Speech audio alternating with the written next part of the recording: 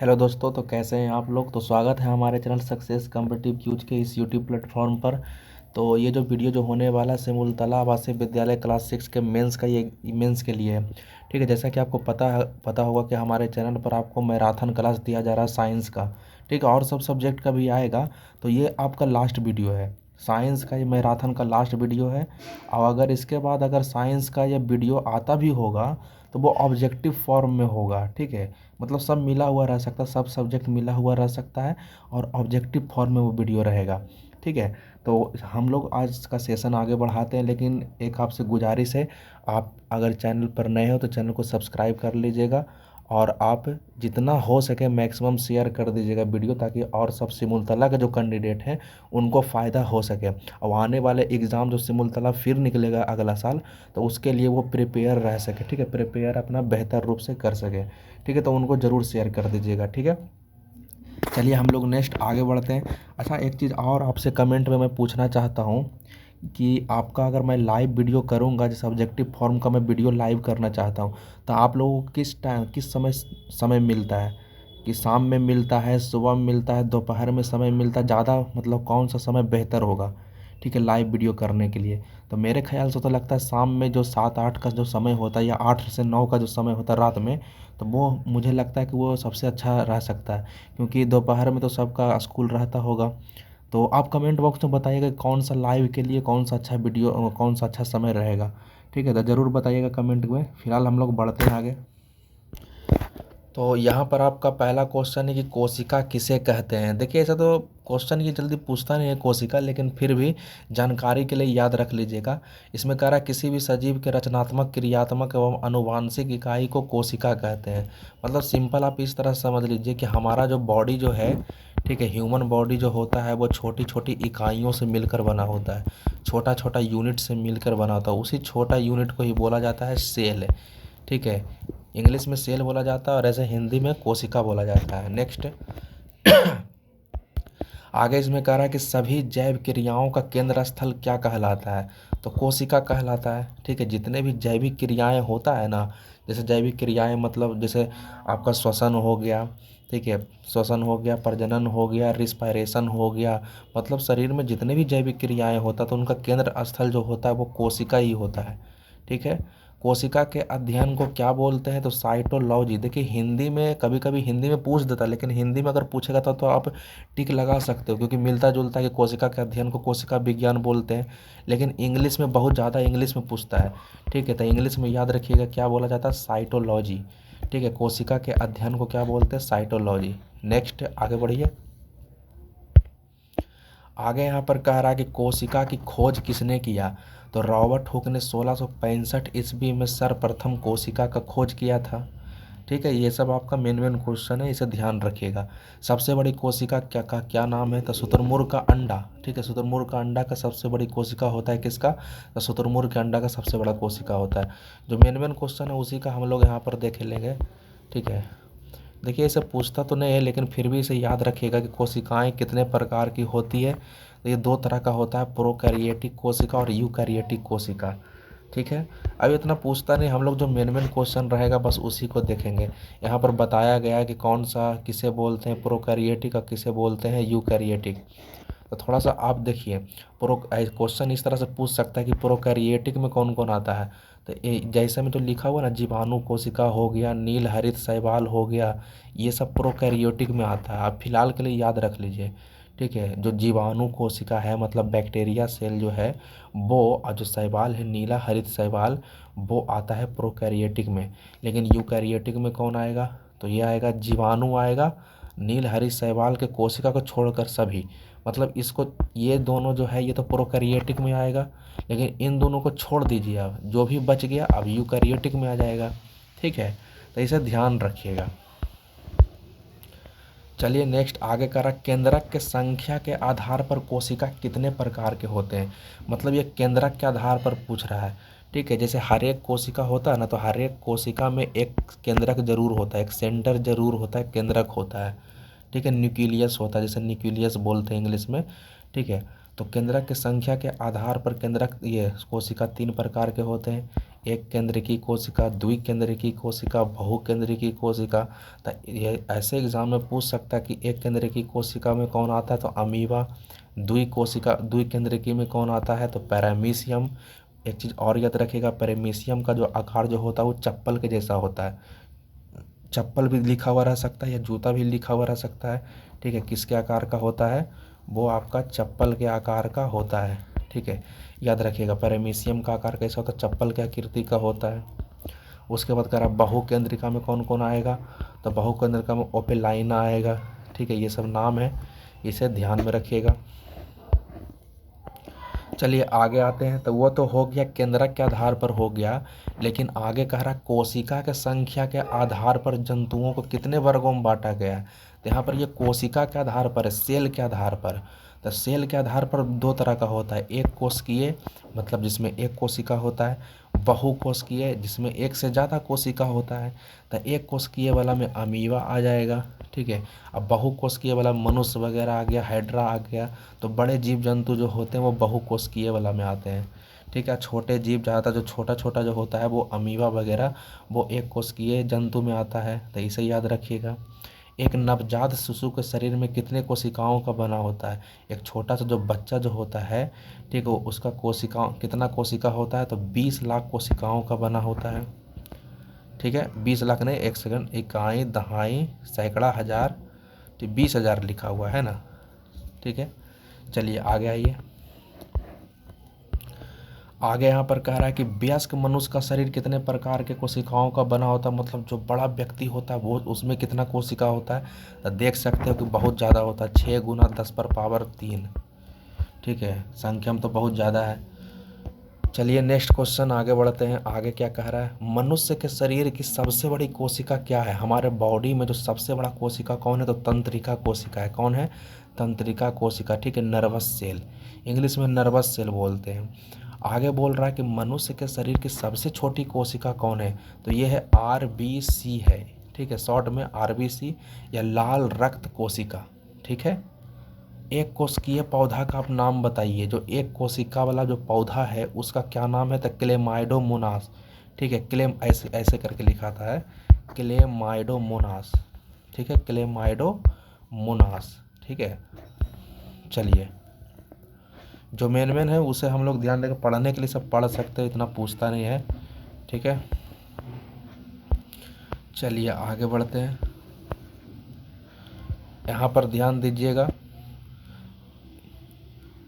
24 number question. ठीक है, VVI question है। कह रहा है कि कोशिका का ऊर्जा गृह किसको बोला जाता है, तो माइटोकॉन्ड्रिया को बोला जाता है। ठीक है, यानी powerhouse of the cell. ठीक है, पावर इंग्लिश में बोलते हैं powerhouse of the cell किसको, माइटोकॉन्ड्रिया को। जैसे देखिए मैं आपको समझाता हूँ, जैसे कि मान लीजिए कि ये सेल है। ठीक है, अब प्रत्येक सेल में तो केंद्रक वगैरह होता ही है, और माइटोकॉन्ड्रिया भी होता है। क्या होता है, माइटोकॉन्ड्रिया। ठीक है, क्या होता है, माइटोकॉन्ड्रिया भी होता है। तो ये माइटोकॉन्ड्रिया को पता है क्या, ये एनर्जी का जो डेवलपमेंट जो होता है, ठीक है, ऊर्जा जो बनता है वो माइटोकॉन्ड्रिया में ही बनता है। ठीक है, यहीं से एनर्जी का डेवलपमेंट होता है। तो एनर्जी का डेवलपमेंट होने के कारण से ही माइटोकॉन्ड्रिया को powerhouse of the cell कहा जाता है, कोशिका का ऊर्जा गृह कहा जाता है। ठीक है, ऑल ओके। चलिए उसी से मिलता जुलता, देखिए उसी से मिलता जुलता एक क्वेश्चन है, कोशिकीय श्वसन का सक्रिय स्थल। ठीक है, वही क्वेश्चन है। ठीक है, माइटोकॉन्ड्रिया को ही कहा जाता है। ठीक है, अभी जो मैंने आपको बताया। अब देखिए यहाँ पर, देखिए यहाँ पर आपको बताया है कि माइटोकॉन्ड्रिया को कोशिका का ऊर्जा गृह क्यों बोलते हैं। तो अभी तो मैंने आपको बता दिया कि कोशिकीय श्वसन क्रिया में इसी में होता है, मैंने श्वसन क्रिया जो होता है इसी में होता है। कोशिका का जो रिस्पायरेशन जो होता है ना, श्वसन क्रिया, वो माइटोकॉन्ड्रिया में ही होता है, जिसके फलस्वरूप ATP के रूप में ऊर्जा निकलता है। अभी मैंने आपको बताया कि माइटोकॉन्ड्रिया में ऊर्जा का डेवलपमेंट होता है, तो वो ऊर्जा का डेवलपमेंट ATP के रूप में होता है। नाम है, याद रख लीजिए, ATP, वो एनर्जी का नाम है ATP के रूप में ऊर्जा बनता है और यहाँ से मुक्त होता है, यानी फ्री हो जाता है यहाँ से। ठीक है, ये थोड़ा सा याद रखिएगा, फिर ये आगे क्लास में भी पढ़ना है। ठीक है, चलिए ये भी याद रख सकते हो कि पादप कोशिका मतलब पेड़ पौधा की बात कर रहा है। पादप कोशिका का खाद्य कारखाना किसे बोलता है, सॉरी कारखाना किसे कहा जाता है, तो हरित लवक को कहा जाता है। ठीक है, खाना मतलब कहाँ बनता है, तो वो हरित लवक। ठीक है, चलिए आगे आ जाइए। ये सब आप पढ़ने के लिए आप ये सब पढ़ सकते हो। हम लोग आगे बढ़ते हैं। ठीक है, ये सब पढ़ने के लिए आप पढ़ सकते हो। यहाँ पर एक क्वेश्चन और इस क्वेश्चन 34 नंबर पर ध्यान दीजिएगा। गुणसूत्र किन किन चीज़ों का बना होता था, केंद्रक अम्ल और प्रोटीन का बना होता है। अब ये क्या गुणसूत्र होता है, ठीक है, आगे क्लास में पढ़ना, आप फिलहाल इसको याद रख लीजिएगा। ठीक है, केंद्रक अम्ल और प्रोटीन का बना होता है। केंद्रक अम्ल कितने प्रकार के होते हैं, 2 प्रकार के होता है, डीएनए और आरएनए। ठीक है, अच्छा डीएनए का फुल फॉर्म याद रख लीजिएगा, क्या लिखा हुआ है, deoxy ribo nucleic acid. Full form याद रख लीजिएगा, पूछते रहता है। डीएनए का पूरा नाम क्या है, डीऑक्सी राइबो न्यूक्लिक एसिड। और आरएनए का क्या है, ribo nucleic acid, ribo nucleic acid. ठीक है, तो फुल फॉर्म याद रखिएगा, पूछता है फुल फॉर्म। आगे कह रहा है कि प्रोटीन संश्लेषण का सक्रिय स्थल क्या है, मतलब प्रोटीन कहाँ पर बनता है। कोशिका वाला जो प्रोटीन जो होता है वो कहाँ बनता है, तो राइबोसोम में बनता है। इसे ध्यान में रखिएगा, ये भी अच्छा क्वेश्चन है। राइबोसोम का क्या काम होता है, तो प्रोटीन को बनाना, प्रोटीन संश्लेषण करना। ठीक है, ये लगातार आपका मेन क्वेश्चन है, इसे ध्यान में रखिएगा। और ये भी बहुत बार क्वेश्चन पूछा जाता है कि आत्महत्या की थैली किसको कहा जाता है, तो लाइसोसोम को आत्महत्या की थैली कहा जाता है, मतलब इंग्लिश में सुसाइड बैग। ठीक है, इसे ध्यान में रखिएगा। अब क्यों कहा जाता है, तो उसका जवाब दे रहा है। ठीक है, देखिए भले ही आपको कुछ उतना कुछ समझ में नहीं आ रहा होगा, क्योंकि ये आगे के क्लास में पढ़ना है। ठीक है, लेकिन आप लोगों के लिए जब आप गाइड बुक अपना देखोगे ना, तो उसमें पढ़ने के लिए दिया है। ठीक है, लेकिन आप फिलहाल याद रख सकते हो इसको। ठीक है, अब लाइसोसोम को आत्महत्या की थैली क्यों कहा जाता है, तो इसलिए कहा जाता है कि लाइसोसोम में उपस्थित एंजाइम कोशिका के अंगकों को नष्ट कर देता है, मतलब उसके भीतर एक एंजाइम पाया जाता है। ठीक है, तो अपने ही कोशिका को क्या कर देता है, नष्ट कर देता है। ठीक है, मतलब अपने ही नष्ट कर देता है, मतलब सुसाइड कर लेता है। इसी कारण से उसको आत्महत्या की थैली कहा जाता है। ये ध्यान में रखिएगा, समझाने के लिए अगर मैं समझाऊंगा तो वीडियो बहुत लंबा हो जाएगा। ठीक है, तो फिलहाल आप लोग इतना समझ लीजिए, थोड़ा सा याद कर लीजिएगा। चलिए आगे बढ़ते हैं। यहाँ पर ध्यान दीजिएगा, हरित, यहाँ से ये लवक, लवक कितने प्रकार के होते हैं, यानी पेड़ पौधा में पाया जाता है। तो लवक 3 प्रकार के होते हैं, हरित लवक, वर्णी लवक, अवर्णी लवक। ठीक है, तो हरित लवक पौधे के किस अंग में पाया जाता है, हरित लवक पत्ती में पाया जाता है। क्वेश्चन पूछता है कहाँ पाया जाता है, हरित लवक पत्ती में। वर्णी लवक पौधे के किस अंग में पाया जाता है, तो वर्णी लवक जो होता है फूल और पके फलों में पाया जाता है, ये याद रखिएगा। और अवर्णी लवक कहाँ पाया जाता है, तो ये जड़ में पाया जाता है। ये तीनों क्वेश्चन याद रख लीजिएगा। ठीक है, चलिए नेक्स्ट आगे आते हैं हम लोग। ये सब पढ़ने के लिए आप पढ़ सकते हो, लेकिन फिर भी जो मैं यहाँ से ध्यान दीजिए, 12 नंबर कह रहा पत्तियों में त्वचीय ऊतक की कोशिकाओं के बीच में, मतलब सीधा सीधी आप ये समझ लीजिए कि पत्तियों में छोटा छोटा छिद्र पाया जाता है। जो पत्ती जो होता है, पत्तियों में क्या पाया जाता है, छोटा छोटा छिद्र पाया जाता है, जिसे अस्टोमाटा कहा जाता है। क्या बोलते हैं, अस्टोमाटा। तो अस्टोमाटा जो होता है वो गैसीय परिवहन में काम आता है। मतलब अगर मान लीजिए यहाँ से, अगर मान लीजिए कि ऑक्सीजन अंदर जाना है, तो अस्टोमाटा का द्वार यहाँ से खुल जाएगा। ठीक है, अब फिर जब अंदर चला जाएगा ऑक्सीजन या कोई भी गैस, ठीक है, कार्बन डाइऑक्साइड का ही जरूरत है, तो कार्बन डाइऑक्साइड अंदर चला गया, इसके बाद इसका द्वार बंद हो जाएगा। अब फिर मान लो यहाँ से बाहर जाना है, तो फिर से इसका द्वार क्या हो जाएगा, ये खुल जाएगा। ठीक है, तो बस यही अस्टोमाटा का काम होता है। ठीक है, ऑन ऑफ होना। चलिए आगे बढ़ते हैं। और इसी अस्टोमाटा के चारों ओर पता है गार्ड सेल पाया जाता है, रक्षा कोशिका पाया जाता है। तो अस्टोमाटा के चारों ओर क्या पाया जाता है, रक्षा कोशिका, मतलब गार्ड सेल, जो उसको बचाने का कार्य करता है। तो वही आगे यहाँ पर देखिए बोल रहा होगा, अस्टोमाटा के दोनों ओर की कोशिकाएं क्या कहलाती है, गार्ड सेल कहलाती है, मतलब गार्डिंग करने का काम करता है। और ये कैसा होता है, तो अर्धचंद्राकार। ठीक है, अर्धचंद्राकार मतलब आधा चांद की तरह होता है। ठीक है, इसे याद रखिएगा। चलिए देखिए यहाँ से क्वेश्चन पूछता है कि देखिए जाइलम और फ्लोएम के बारे में, ये एक प्रकार के उत्तक हैं। अब ये उत्तक क्या होता है, तो कोशिकाओं के समूह को उत्तक कहा जाता है। कोशिका को आप मिला दीजिए, मिलाने पर जो ग्रुपिंग जो बनेगा वही उत्तक कहलाता है। आप सीधा सीधा ये याद रखिए कि जाइलम का क्या काम होता है, तो जाइलम का काम होता है पानी पहुँचाना पेड़ पौधे में। पानी पानी वगैरह, पानी हो गया, खनिज लवण हो गया, तो ये सब पहुंचाने का काम जाइलम का होता है। जा से जाइलम, जा से जल, याद रख लीजिएगा। अब फ्लोएम का काम होता है खाना को पहुंचाना, खाद्य पदार्थों को शरीर के ये पेड़ पौधे के विभिन्न भागों में पहुंचाना। ये सब पेड़ पौधा में पाया जाता है, जाइलम और फ्लोएम। ठीक है, इसे याद रखिएगा, क्वेश्चन अक्सर पूछ सकता है। चलिए आगे आते हैं।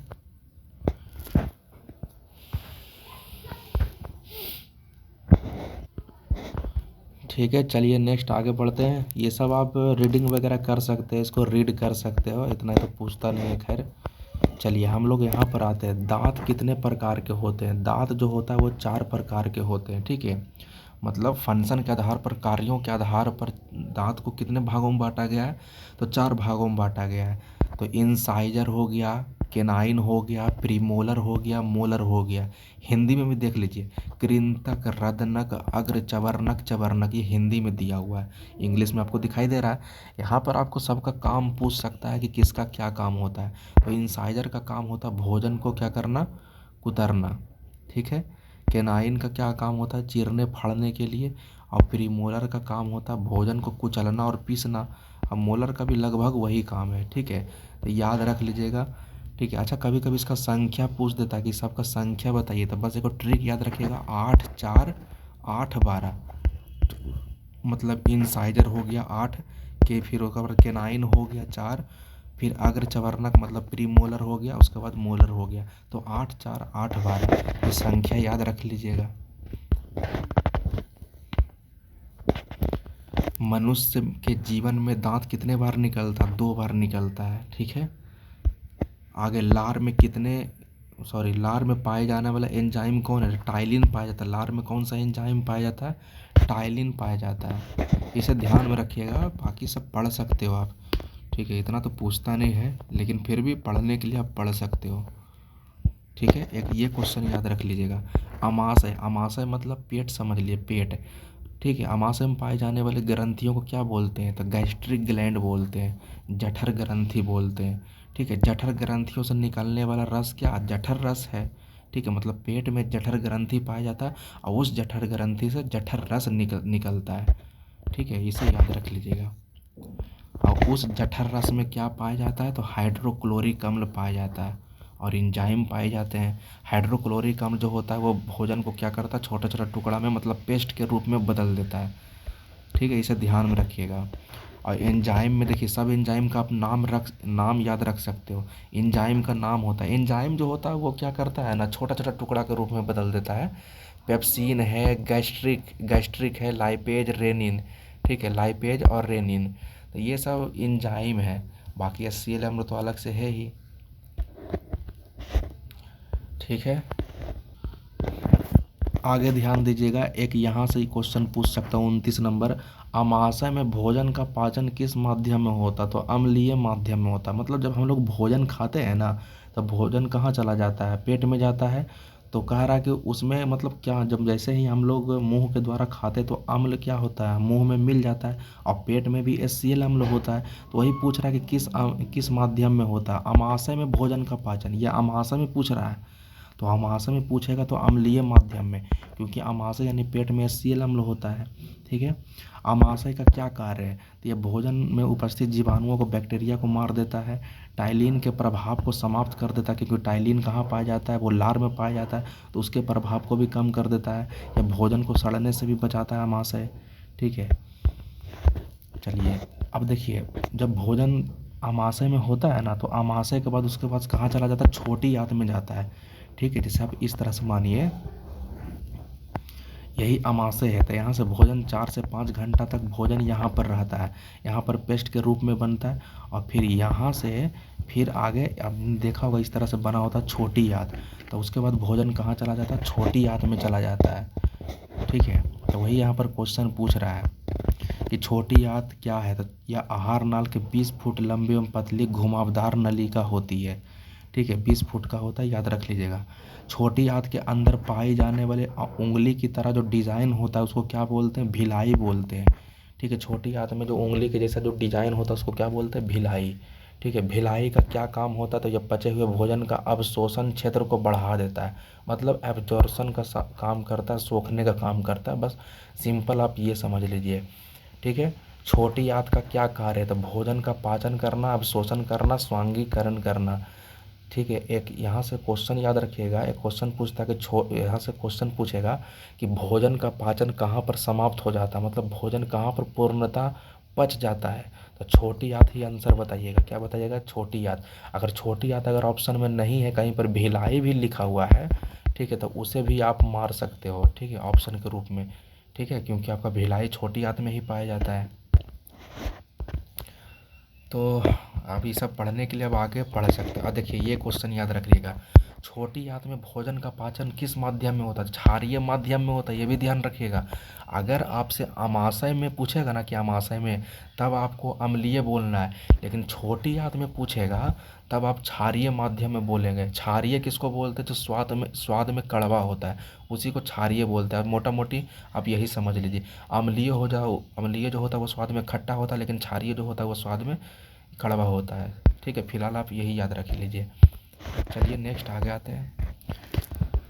उसके बाद जो अनपचा भोजन जो होता है फिर कहाँ चला जाता है, अनपचा भोजन जो पच नहीं पाता है तो बड़ी आंत में चला जाता है। तो बड़ी आंत जो होता है 6 फुट लंबी, लगभग 3 इंच चौड़ी होती है। ठीक है, 3 इंच चौड़े व्यास वाली नली होती है। बड़ी आंत का क्या कार्य होता है, यहाँ पर ये जल तथा खनिज लवण का अवशोषण करता है। बस ये याद रख लीजिएगा, जल का अवशोषण, खनिज लवण का अवशोषण कहाँ होता है, तो बड़ी आंत में होता है। ठीक है, अब बड़ी आंत के अंतिम भाग को क्या बोलते हैं, मलाशय, जहाँ पर लैट्रिन वगैरह जाकर जमा हो जाता है। ठीक है, तो बस यही है। उसके बाद फिर मल द्वार के द्वारा फिर जो लैट्रिन जो होता है वो बाहर निकल जाता है। ठीक है, चलिए आगे बढ़ते हैं। ये सब पढ़ने के लिए, समझाने के लिए तो बहुत कुछ है, लेकिन कम समय है, तो जो मेन क्वेश्चन है हम लोग उसी पर ध्यान देंगे। देखिए, एक यहाँ पर ध्यान रखिएगा, पीत रस अम्लीय होता है कि क्षारीय होता है, तो क्षारीय होता है, याद रख लीजिएगा। मनुष्य में प्रतिदिन कितना पीत रस बनता है, 700 से लेकर 1000 मिलीलीटर प्रतिदिन बनता है पीत रस। ठीक है, याद रख लीजिएगा। अब पीत का, वसा का इमल्सीकरण मतलब टूटता कहाँ है, वसा का इमल्सीकरण पीत रस करता है। ठीक है, चलिए देखिए यहाँ पर थोड़ा सा याद रख लीजिएगा अग्नाशय के बारे में। ठीक है, यहाँ से आपको क्वेश्चन कैसे पूछेगा, मिश्रित ग्रंथि किसको कहा जाता है, मिक्स्ड ग्लैंड। ठीक है, मिक्स्ड ग्लैंड, मिश्रित ग्रंथि कहा जाता है अग्नाशय को। ठीक है, याद रख लीजिएगा। क्यों कहा जाता है, क्योंकि ये अंतःस्रावी और बहिःस्रावी ग्रंथि दोनों का काम करता है। अब ये अंता क्या है, बहि क्या है, अभी फिलहाल आप याद रख लीजिए, ये आगे क्लास में पढ़ना है, अभी नहीं पढ़ना है। ठीक है, इसको याद रखिए। इसका एक और नाम है, इसको लैंगर हैंस की द्वीपिका भी कहा जाता है, लैंगर हैंस की द्वीपिका। ठीक है, चलिए नेक्स्ट आगे बढ़ते हैं।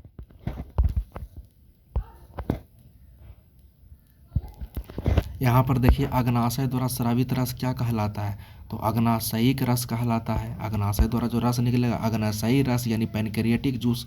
और अग्नाशयी रस कैसा होता है, तो ये भी क्षारीय होता है।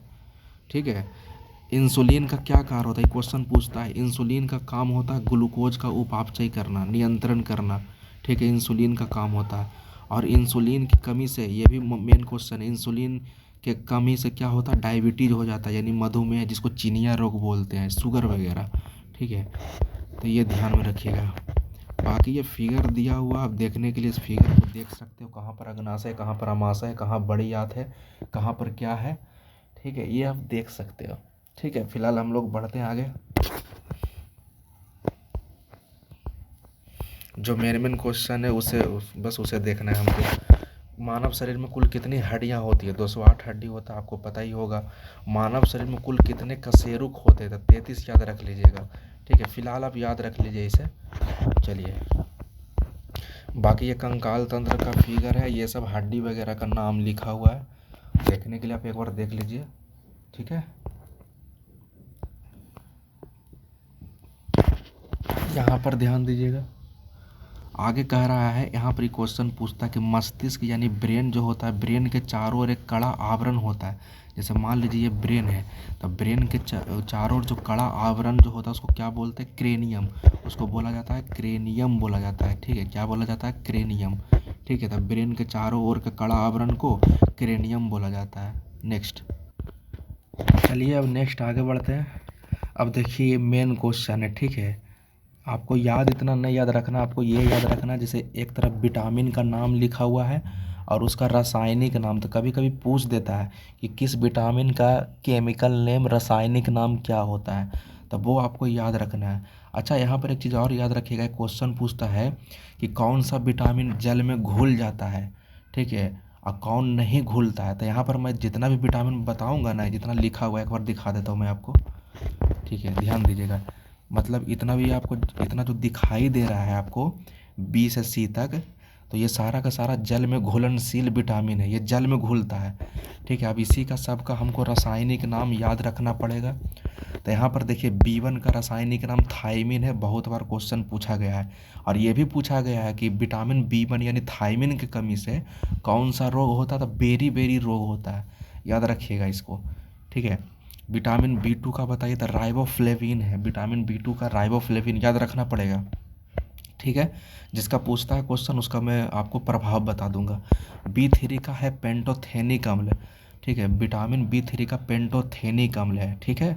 विटामिन B4 भी होता है, नियासिन है इसका, ठीक है। अब विटामिन B6 पूछता है पायरिडॉक्सिन, विटामिन B6 का रासायनिक नाम जो होता है वो पायरिडॉक्सिन है। विटामिन B12 का है साइनोकोबालमिन, साइनोकोबालमिन बार बार बोलिए, याद हो जाएगा, साइनोकोबालमिन, ठीक है। चलिए ये तो पूछता नहीं है, विटामिन एच जो लिखा हुआ है उसको छोड़िए। विटामिन सी पूछता है, विटामिन सी का है अस्कॉर्बिक अम्ल, ठीक है, इसे याद रखिएगा। ये भी याद रखिएगा, अस्कॉर्बिक रोग फूले हुए मसूड़ा, मसूड़ा में जो फूल जाता है मसूड़ा, वो कौन विटामिन की कमी से? तो विटामिन सी, ठीक है। चलिए तो इतना याद रख लीजिएगा, ये जल में घुलनशील विटामिन है। और यहाँ पर जो आपको दिख रहा होगा ये वसा में घुलनशील विटामिन है, फैट में, ए डी ई के, ये जितना भी आपको दिख रहा है विटामिन, ये वसा में घुलनशील है। तो जैसे विटामिन ए का रासायनिक नाम क्या है? रेटिनॉल, बहुत बार पूछा गया क्वेश्चन है, रेटिनॉल, ठीक है। रेटिनॉल यानी विटामिन ए की कमी से जो रतौंधी रोग हो जाता है, रतौंधी मतलब दिखाई नहीं देता है, ठीक है। चलिए विटामिन डी का रासायनिक नाम कैल्सीफेरॉल, कैल्सीफेरॉल। अब विटामिन डी की कमी हो जाता है तो बच्चों में रिकेट्स नामक रोग हो जाता है, ठीक है, और हड्डियाँ मुड़ जाती है, ठीक है। और यह एक और रोग है ऑस्टियोमेलेसिया, ठीक है, ये सब याद रखिएगा, पूछता है। चलिए आगे आइए, आगे लिखा हुआ है विटामिन ई, टेकोफेरॉल, ठीक है, विटामिन ई का रासायनिक नाम क्या है? टेकोफेरॉल, ठीक है। और के का क्या है? नेप्थोक्यूबिनोन, ठीक है, नेप्थोक्यूबिनोन, ठीक है। चलिए याद रख लीजिएगा इतना। चलिए आगे आते हैं, ये भी मेन क्वेश्चन है, रोग और उनसे प्रभावित अंग। देखिए जो मेन में है ना उसी को मैं बताऊंगा। क्षय रोग पूछता है कि क्षय रोग जब हो जाता है किसी को तो कौन सा अंग प्रभावित हो जाता है? क्षय मतलब कहने का मतलब टीबी, टीबी रोग। और टीबी दिवस जो 24 मार्च को मनाया जाता है, टीबी दिवस कब मनाया जाता है? 24 मार्च, याद रखिए, इसे याद रख लीजिएगा, ठीक है। क्षय रोग तो फेफड़ा और अस्थि प्रभावित होता है। टाइफाइड भी पूछता है, टाइफाइड से आंत प्रभावित होता है, इंटेस्टाइन, आंत। ट्राइकोमा से आँख पूछा गया क्वेश्चन है। मोतियाबिंद से क्या प्रभावित होता है? आँख। ग्लूकोमा से भी आँख प्रभावित होता है, ठीक है। जो पूछता है उसका मैं बात कर रहा हूँ, रतौंधी, रतौंधी से भी आँख, ठीक है। चलिए आगे आइए, जो पूछेगा उसी के बारे में हम लोग बात करेंगे, बाकी पढ़ने के लिए आप पढ़ सकते हो। चेचक, तो चेचक से हो जाएगा त्वचा, ठीक है। चलिए एक्जिमा से भी त्वचा होता है, दाद और खुजली से भी त्वचा हो जाता है, निमोनिया से फेफड़ा प्रभावित होता है, निमोनिया से फेफड़ा, ठीक है। और तपेदिक, तपेदिक उसी को बोलते हैं, टीबी को ही बोलते हैं फेफड़ा, ठीक है। इन्फ्लुएंजा हो जाता तो फेफड़ा ही प्रभावित होता है, ठीक है। हाइजा, ठीक है, क्या लिखा हुआ है? आंत, बड़ी आंत। पेचिस, आंत, ठीक है। चलिए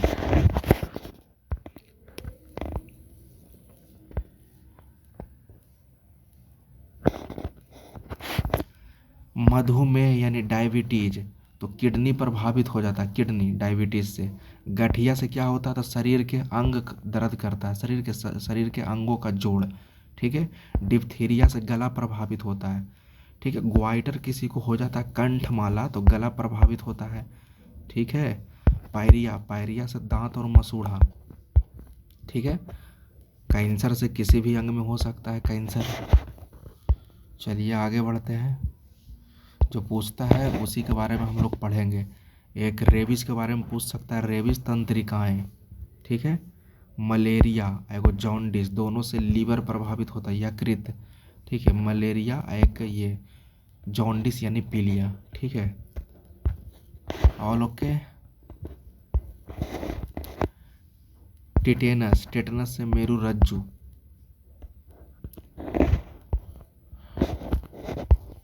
ठीक है। चलिए,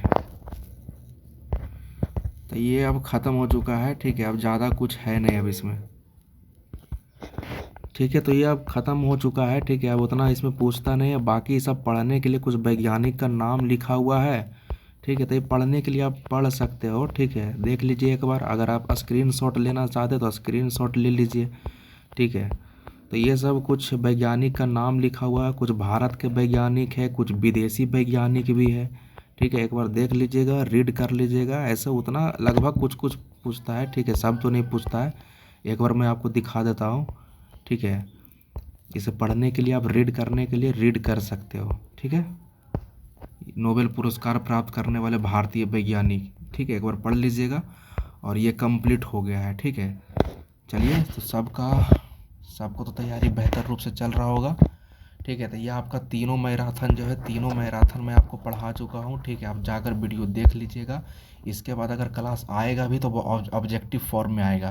ठीक है। सब मिला जुला आएगा। बाकी आप लाइव क्लास के लिए थोड़ा सा बताइए कि कौन सा टाइम जो है वो बेहतर है।